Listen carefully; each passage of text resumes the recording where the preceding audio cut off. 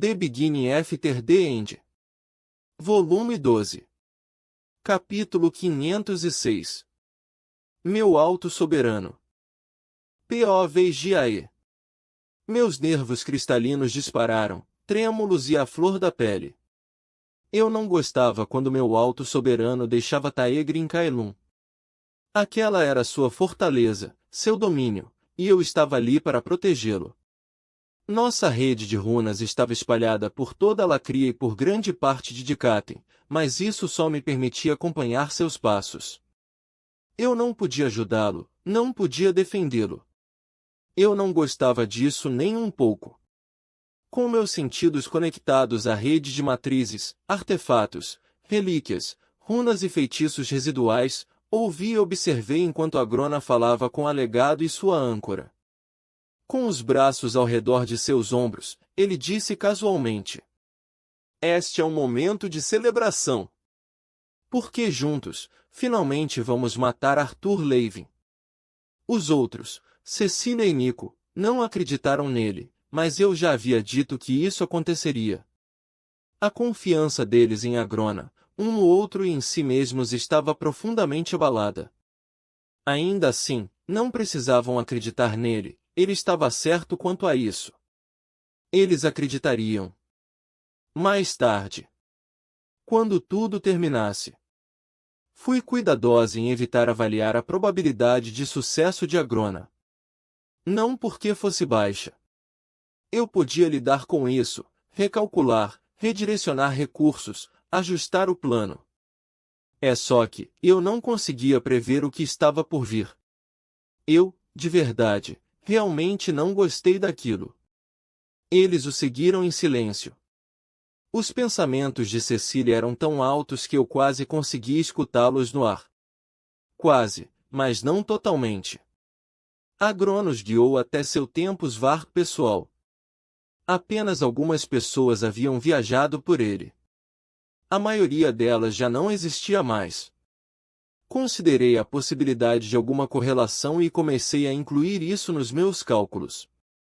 O modelo preditivo não mudou. Ao perceber que, de repente, sentia vontade de dizer adeus, fiquei triste. Não havia como me comunicar externamente naquela sala. Observei a luz envolvendo-os, irradiando-se da claraboia cuidadosamente inclinada para criar uma cena linda e pitoresca que somente Agrona já havia vivenciado. Aproximem-se. O nervosismo de Cecília era tão palpável que transbordava para meus próprios sistemas, e eu compartilhei a sensação inquietante que ela sentia no estômago. Revivi brevemente uma conversa de muito tempo atrás, na qual um dos meus semelhantes explicou os mecanismos de armazenar essa projeção de mim mesma e a forma como a matriz calculava e fornecia a experiência das minhas próprias emoções como Jin. Agrona não deu aviso aos outros antes de ativar o Tempus Varp, mas olhou para cima e piscou para o ar. Para mim, eu sabia. Guardei aquele momento com carinho. Dentro daquele instante de calor, no entanto, uma terrível preocupação incubou antes de rapidamente se transformar em uma necessidade sufocante. Meus sentidos se expandiram rapidamente para além da fortaleza, rastreando pelas formas de feitiço espalhadas por Alacria e mais além, por Dikaten. Cada uma delas se tornou um membro que eu podia sentir e, através delas, senti Agrona e o legado chegarem em segurança à beira da clareira das bestas. Eles estavam distantes e indistintos, longe de qualquer um que pudesse sentir sua presença, mas era melhor do que nada. Eu sabia que estavam se aproximando do lugar onde ela havia se escondido, antes. De repente, meu foco recuou, voltando rapidamente para a face do mundo. Rapidamente, procurei pela fortaleza. Nada parecia errado, mas estava ali, eu sabia. Um intruso. Escaneei de cima a baixo, depois de baixo a cima novamente, mas ainda assim nada. Finalmente, meu olhar se voltou para dentro, para a estrutura onde minha mente estava contida. Isso não é possível. Eu não estava sozinha. Outra consciência estava ali comigo. A voz que não poderia estar falando comigo disse: "Você deve se proteger." Em poucos instantes, Agronavritara será separado de você pelo próprio destino. A reação irá despedaçá-la se você não recuar imediatamente. Eu congelei. Meus processos não estavam funcionando corretamente. Fiquei pensando se talvez eu estivesse danificada. Alguma parte da minha mente finalmente falhando. Ao mesmo tempo, sabia que isso não era verdade. Nada dentro da matriz cristalina que continha minha consciência estava fora do lugar. Aquela voz não era um eco, uma manifestação ou um erro.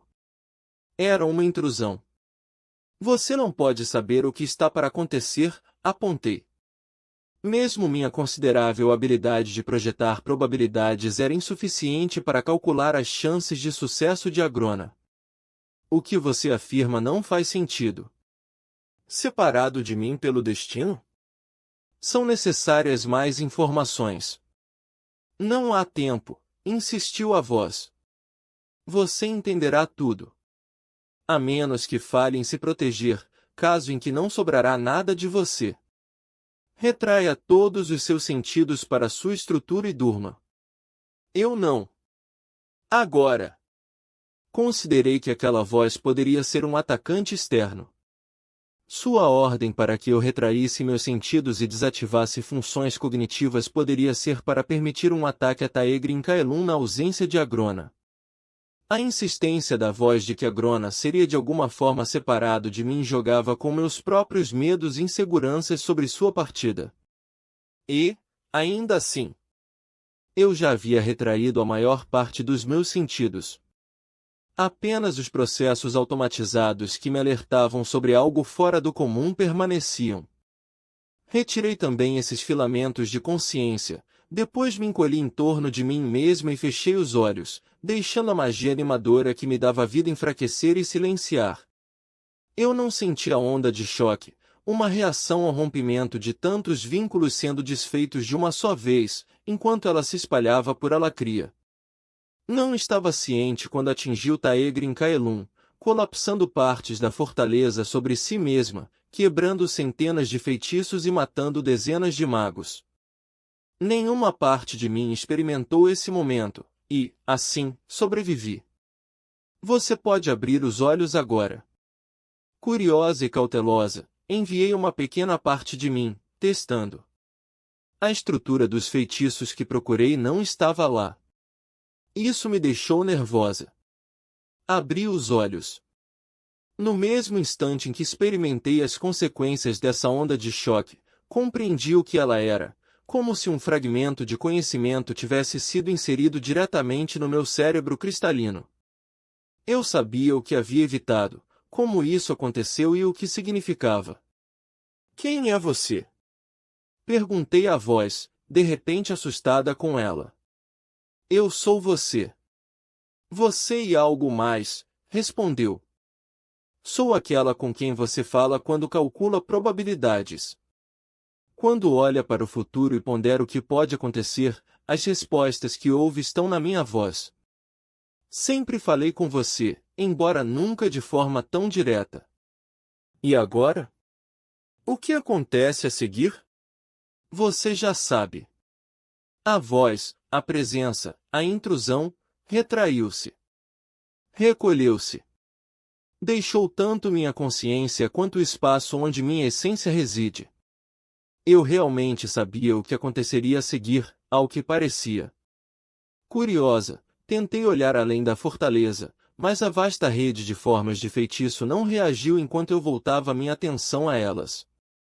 Eu entendi.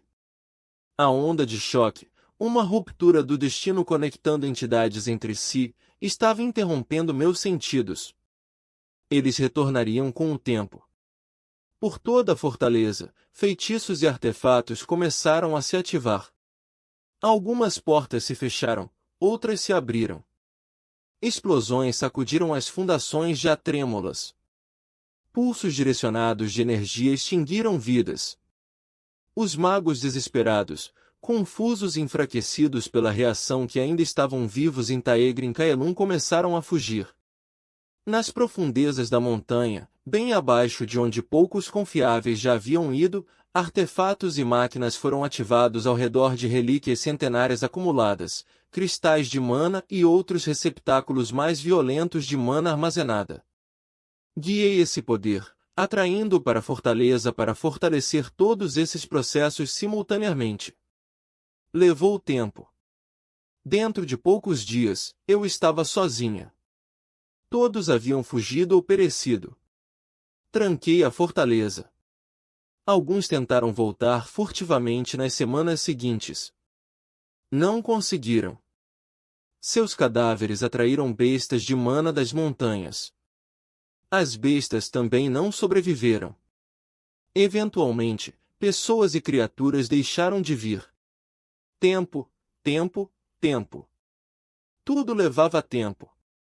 Eu sabia que não havia pressa, mas ainda assim sentia a pressão disso.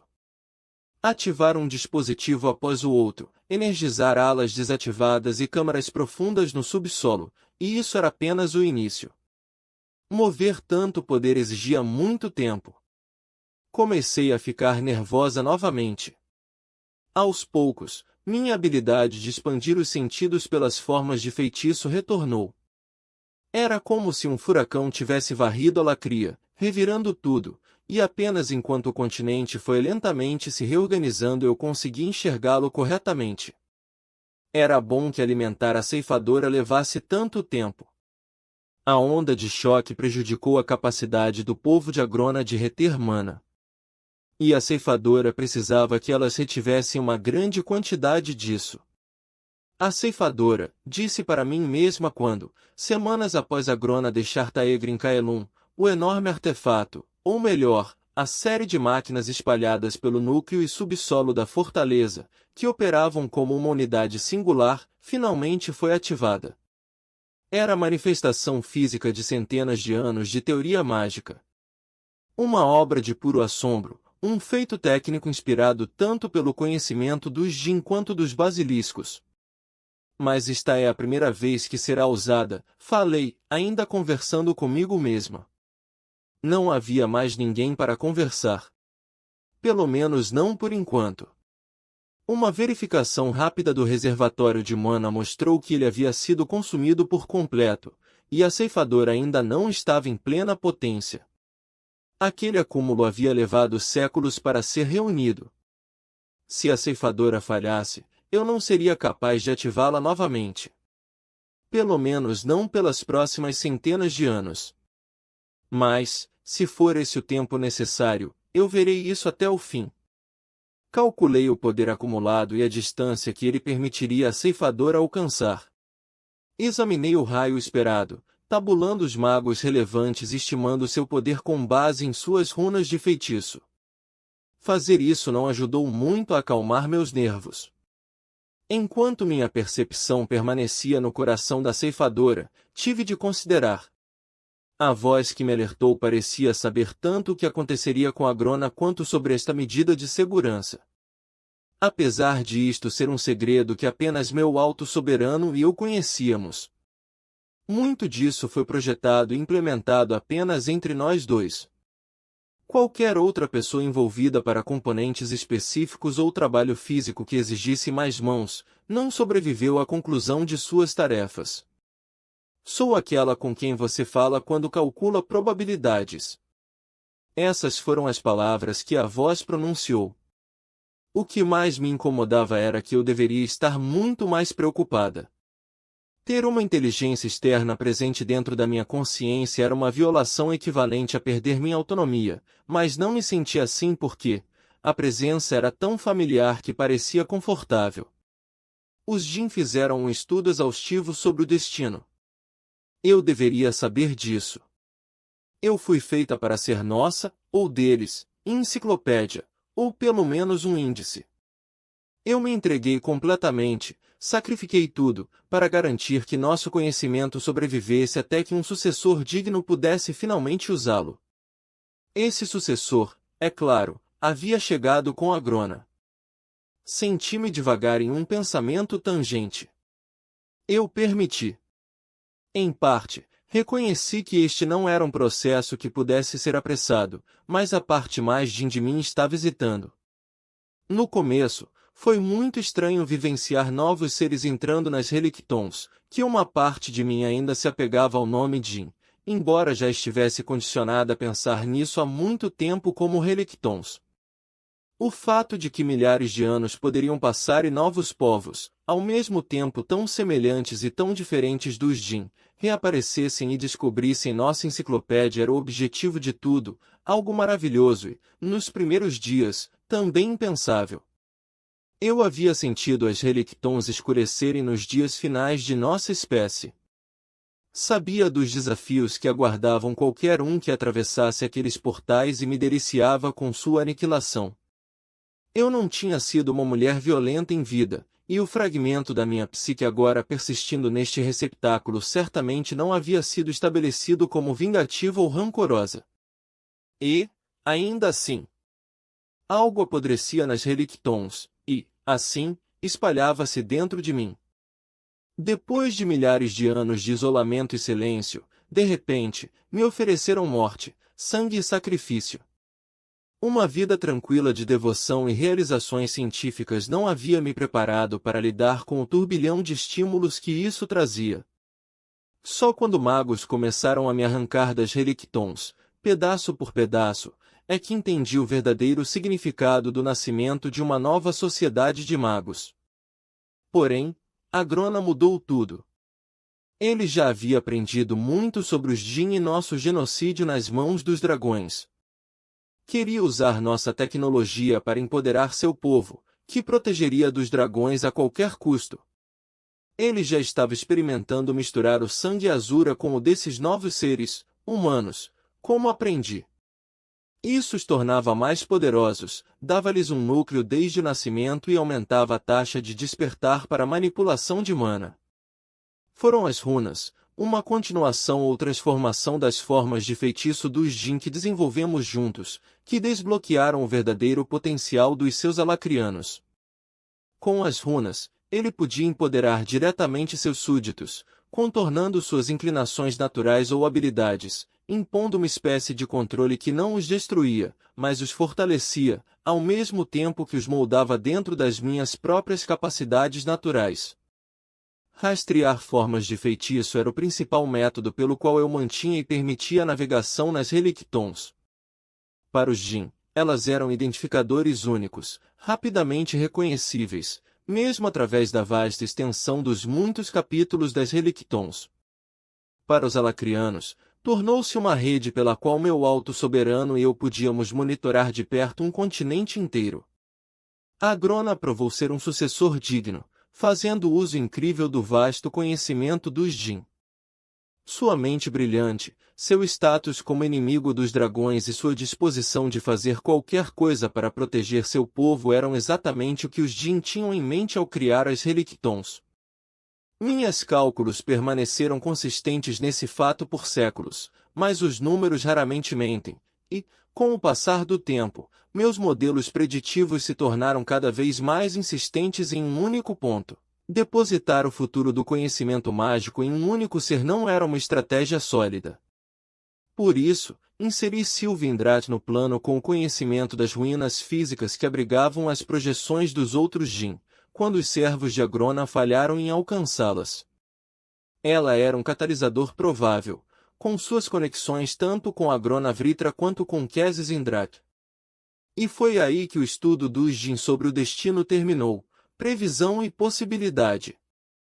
Havíamos visto o potencial de manipulação, mas nunca o caminho para alcançá-lo, pelo menos não para nós mesmos. Deixei o devaneio acabar e a memória se dissipar. Quando falei novamente, já não era comigo mesma que estava falando. Porque nunca foi sobre manipular o destino. Olhando para trás, parece óbvio. Todas as minhas equações levaram a uma resposta ditada por você. Porque você é o destino. E, se você aparece como uma voz, então eu sou, seus dedos, moldando o mundo na forma que você deseja? Soube imediatamente que minha conclusão era simplista e falhava em compreender o ponto principal.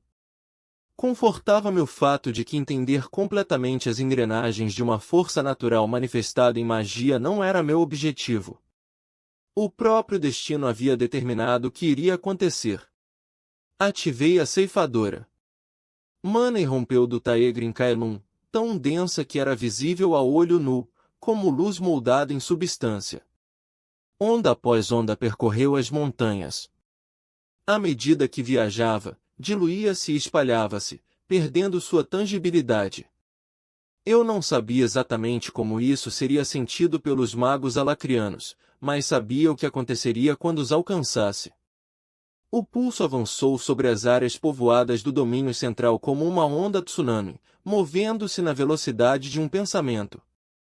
Segundos após atingir a primeira cidade, já havia ultrapassado as fronteiras do domínio. As bordas começaram a desfiar-se, o contexto do feitiço tecido em mana se desmanchando. Esse era o meu sinal. Inverti a polaridade e a ceifadora recuperou sua mana. Essa, realmente, era a parte incrível. Ultrapassar a camada de carne, sangue e osso já era uma coisa, mas recolher tanta mana de volta a um único ponto, centenas de quilômetros de distância, era o conceito central que permitia a funcionalidade de todo o maquinário. Toda aquela mana estancou de repente, num instante, começou sua corrida de volta para casa.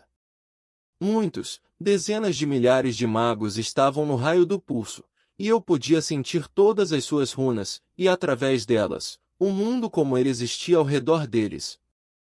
A mana projetada pela ceifadora buscava e coletava qualquer mana purificada que encontrasse, especificamente, dos núcleos dessas pessoas.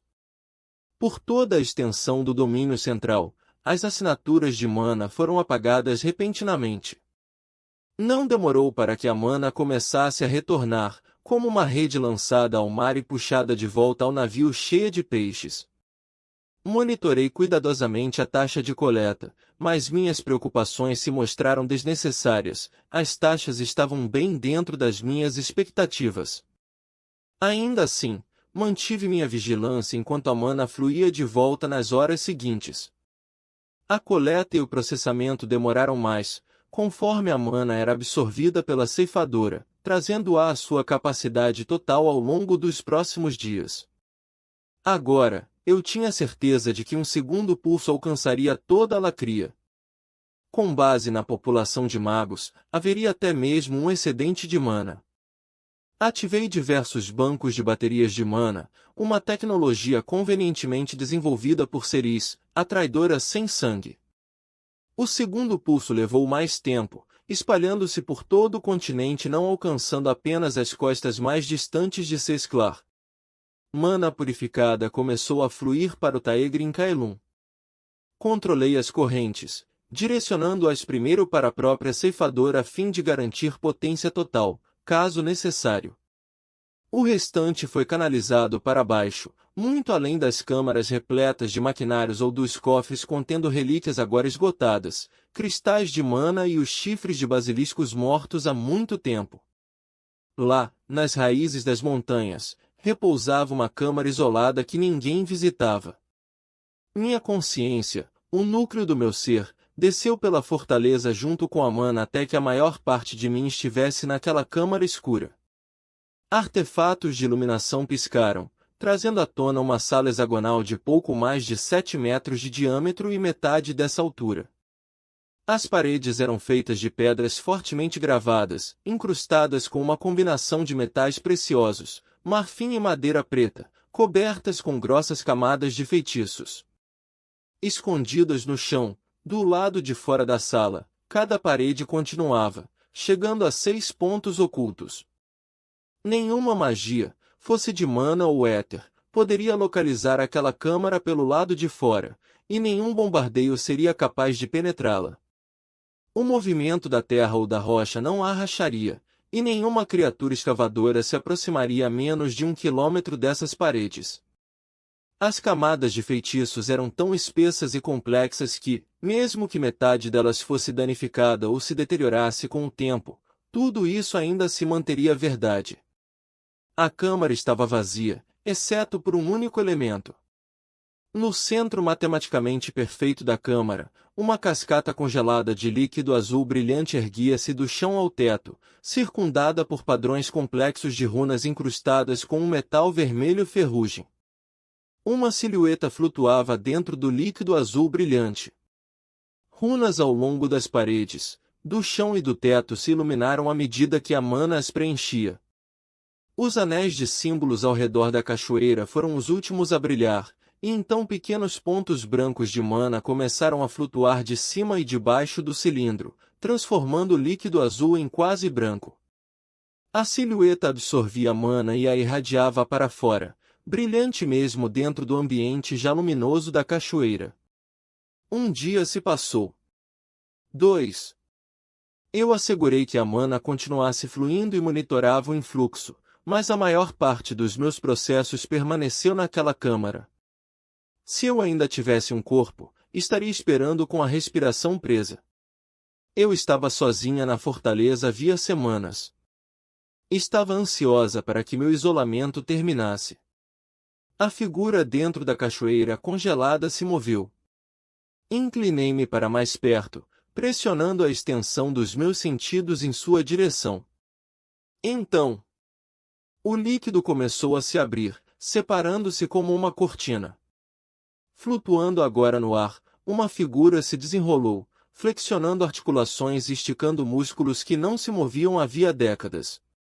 A pele clara reluzia sob a luz fria enquanto mechas molhadas de cabelo se grudavam a um rosto belo e de traços marcantes.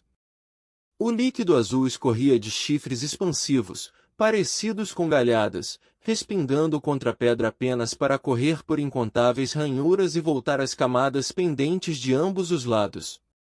Lentamente, pés descalços pousaram sobre a pedra fria. Passos molhados quebraram o silêncio. Mana se condensou ao redor do corpo esguio, e um manto preto sedoso caiu dos ombros até as coxas. Devagar, mãos há muito inativas seguraram um cordão dourado e amarraram o manto, fechando-o. A figura se espreguiçou e girou o pescoço, emitindo um estalo seco que ecoou desconfortavelmente naquele lugar. Eu me contive, esperando ser chamada. Meu alto soberano caminhou casualmente pela câmara até uma parede. Com o movimento da mão, a parede se desdobrou cuidadosamente, mantendo a integridade das runas e feitiços encamadas. Ele passou, e a parede se fechou novamente. As cortinas gêmeas de líquido azul se uniram de volta, reformando a cachoeira congelada, e os artefatos de iluminação escureceram. Seus passos eram cautelosos enquanto ele prosseguia por um longo, estreito e vazio túnel. Eu o segui, meus sentidos projetados através dos artefatos de iluminação e feitiços de estabilização entrelaçados nas paredes, no chão e no teto. No final daquele túnel havia um eixo estreito e vazio, exatamente grande o suficiente para que seus chifres passassem sem arranhar as paredes. O eixo continuava apenas pouco mais de 3 metros acima dele antes de terminar em um teto de pedra maciça. Sem pressa, ele começou a flutuar para cima. Enquanto subia, a pedra sólida se derretia acima dele, descia ao redor e se solidificava abaixo, preenchendo o eixo novamente enquanto ele ascendia. Era um caminho muito longo, mas ele não se apressou. Senti como se pudesse vibrar minha estrutura até desmoronar.